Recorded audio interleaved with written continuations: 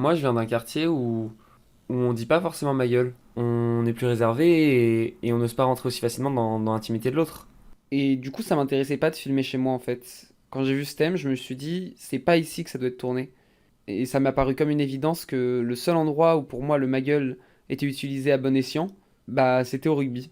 Un endroit où j'ai grandi et un endroit où juste ce qui importe en fait c'est la passion. Pour moi, un ça va ma gueule, c'est un mec que tu connais. C'est un mec avec qui t'as fait une soirée ou un mec, par exemple, t'as fait un match avec lui. Un mec avec qui t'as vécu quelque chose parce que le ma gueule, ça va être quelque chose de très familier. Quelque chose ça rapproche les uns et les autres.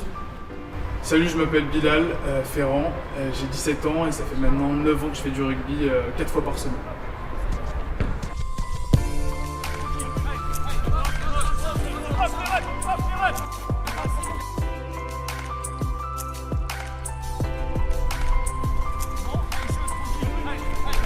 Au rugby, c'est un groupe.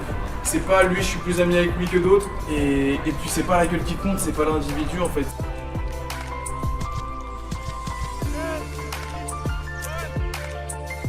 Et puis au rugby, il y a tout type de profil. Il va y avoir des mecs hyper fins, des petits, des grands, des plus costauds. Et finalement, on s'en fout parce que sur le terrain, il y a tous les postes qui comptent. On va avoir tous les physiques importants. Et la gueule du mec, elle va servir à rien. Que tu t'appelles Nordine, que tu t'appelles Bilal, que tu t'appelles Louis, que tu t'appelles Jules. Tout ça sur un terrain de rugby, t'oublies. Tu laisses tomber, tu laisses de côté. C'est tous tes potes, c'est tous des mecs dans 10 ans, tu les reverras, comment ça va ma gueule, comment. Qu'est-ce que tu dis? Nous, quand on joue au rugby, on est une équipe, on est soudés, on s'en fout de qui vient d'où. Et en vrai, on n'a pas d'ennemis ou quoi. Hein. Genre, on est tous potes et peu importe le milieu social, la couleur de peau et tout, genre, on est tous potes. Hein. On s'entend tous très bien. Hein. Le rugby finalement c'est un sport de contact, c'est un sport où pendant 80 minutes tu vas te la foutre sur un terrain, tu vas prendre des coups, ça va développer de l'adrénaline, un peu de haine, un peu d'énervement. Et finalement c'est toutes ces émotions par lesquelles tu passes sur un terrain de rugby qui liera des amitiés en dehors. Je cite quelqu'un au hasard, par exemple Bilal, je le connais depuis maintenant 12 ans. Quand je vois un contrat avec lui, j'y vais à fond.